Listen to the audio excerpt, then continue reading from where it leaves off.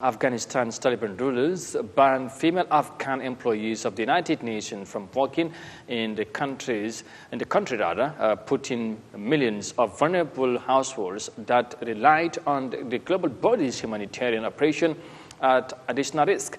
Now, the United Nations confirmed the ban that its mission in Afghanistan received word of an order by the de facto authorities that bans female national staff members of the United Nations from working. And here's more details of that in this report again by Mariama Cham. Barring women from working for the United Nations was just the latest move by the Taliban to undermine humanitarian organizations' capacity to carry out vital aid work in the country, which was plunged into a grave humanitarian crisis after the Islamic extremist group retook control in the summer of 2021.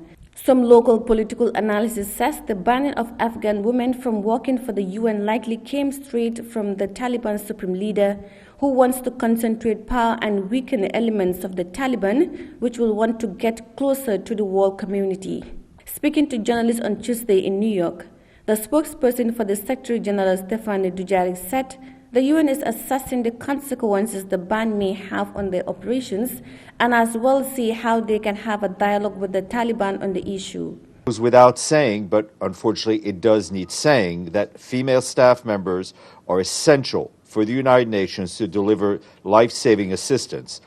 Such orders, as we saw today, not only violate the fundamental rights of women and infringe upon the principles of non-discrimination. Female staff members are essential to ensure the continuation of the UN operations on the ground in Afghanistan. The UN spokesperson said almost 3/4 of the UN staff in Afghanistan are local. He adds that they need more women to give aid to their fellow women.